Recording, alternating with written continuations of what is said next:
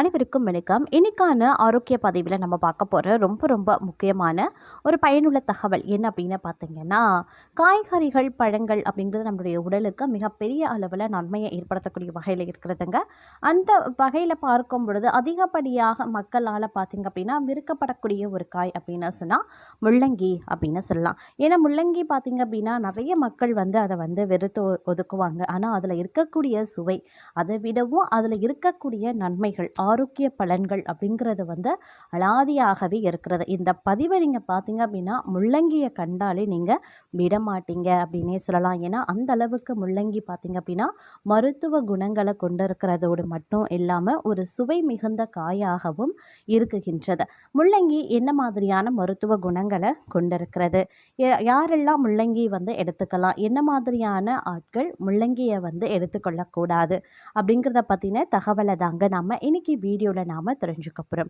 So இந்த பதிவு உங்களுக்கு மிக பயனுள்ள விகிதத்தில் இருக்கும். வீடியோவை ஸ்கிப்பை நாம் கடைசி வரைக்கும் பாருங்கள். வீடியோக்குள்ளே போகிறதுக்கு முன்னாடி இது வரைக்கும் நீங்கள் நம்ம சேனலை சப்ஸ்கிரைப் பண்ணலை அப்படின்னா உடனே சப்ஸ்கிரைப் பண்ணிக்கோங்க.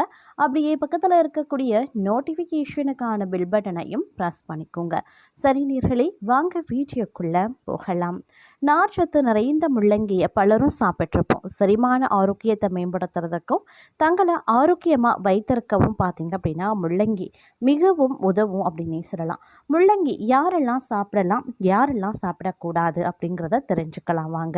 வேரில் இருந்து கிடைக்கக்கூடிய முள்ளங்கி பார்த்திங்க அப்படின்னா மிகுந்த நன்மையை ஏற்படுத்தக்கூடிய ஒரு விஷயங்க. அது மட்டும் இல்லாமல் இந்த முள்ளங்கியை நாம் உணவில் சேர்த்துக்கொள்வதன் மூலமாக இரத்த சர்க்கரை மற்றும் இரத்த அழுத்த அளவை குறைக்க முடியும்.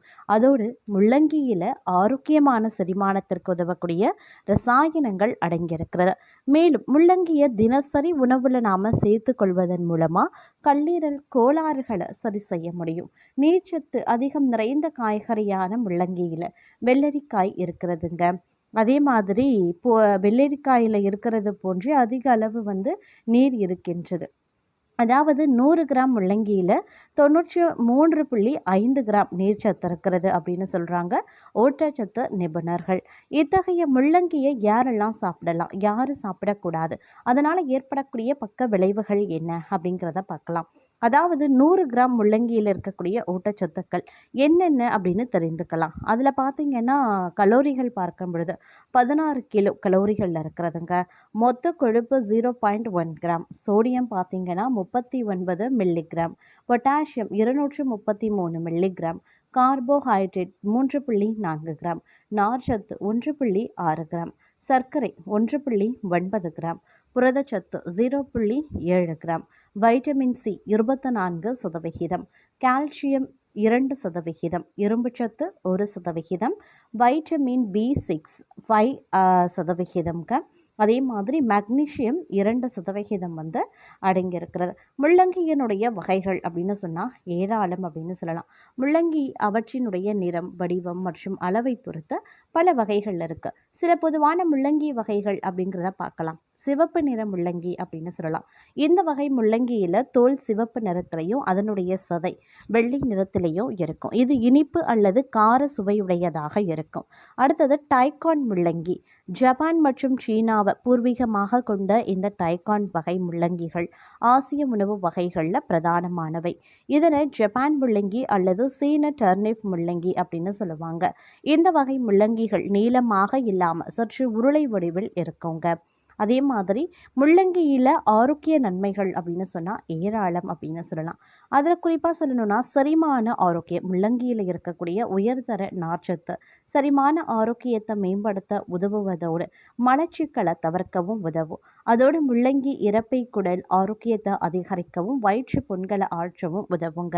சர்க்கரை நோயை கட்டுப்படுத்த முள்ளங்கியில் அதிக அளவில் நீரிழிவு எதிர்ப்பு குணங்கள் நிரம்பியிருக்கிறது.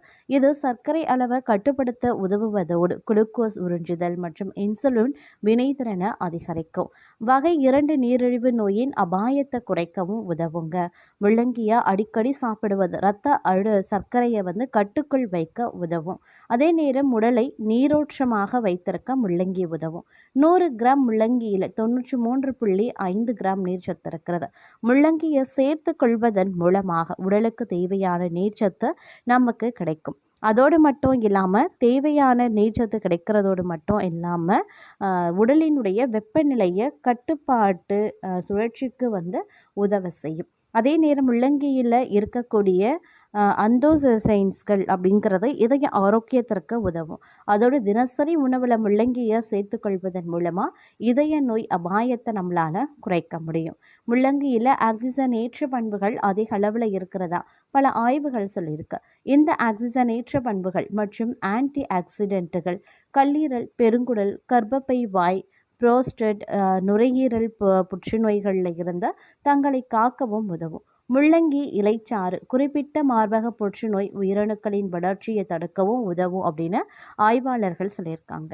அதே நேரம் முள்ளங்கியில் இண்டோல் 3, கார்பினோல் மற்றும் 4, மெத்தியோ 3, பியூடேனைல், ஐசோஃபைனஸ்ட் போன்ற சேர்மங்கள் இருக்குது.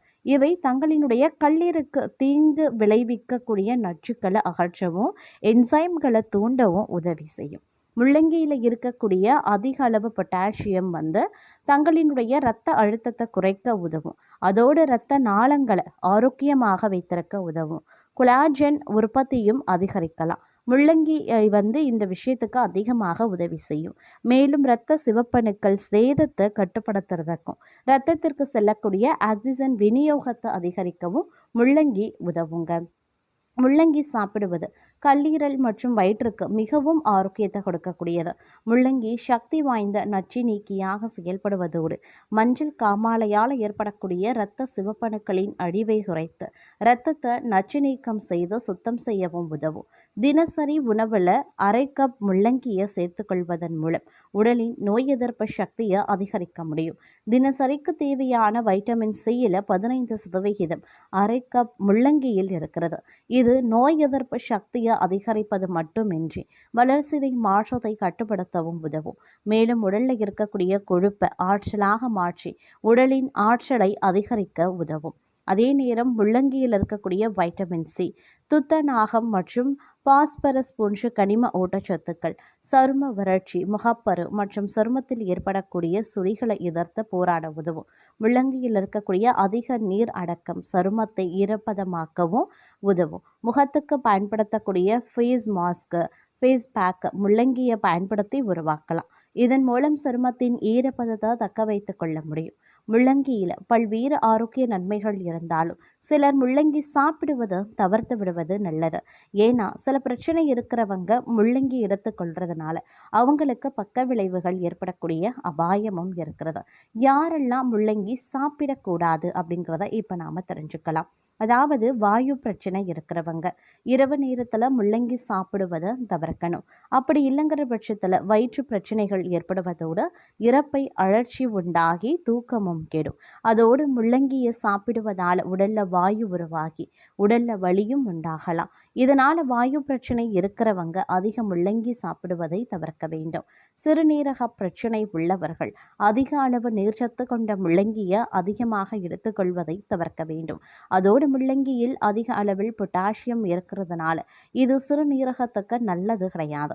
ஏற்கனவே சிறுநீரக பிரச்சனை இருக்கிறவங்க அதிக அளவில் முள்ளங்கி எடுத்துக்கொள்ளும் போது சிறுநீரகம் தொடர்பான பிரச்சனைகள் மோசமாகும் என்பதை மறந்துவிடாதீர்கள். முள்ளங்கியை அதிக அளவில் உட்கொள்வதால் குறைந்த இரத்த அழுத்த பிரச்சனை உள்ளவர்களுக்கு மேலும் இரத்த அழுத்தம் குறையக்கூடும்.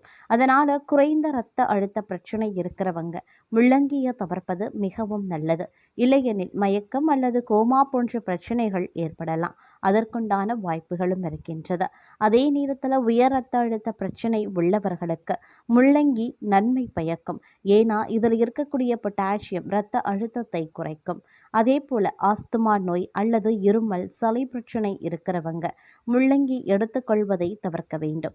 ஏன்னா குளிர்ச்சி தன்மை கொண்ட காயான முள்ளங்கியை எடுத்துக்கொள்வதன் மூலம் ஜலதோஷம், இரும்பல் பிரச்சனை மேலும் மோசமாகலாம். முள்ளங்கிய ஆஸ்துமா நோயாளிகள், மார்பு சளியால் பாதிக்கப்பட்டோர் சாப்பிடுவதை முற்றிலும் தவிர்க்க வேண்டும்.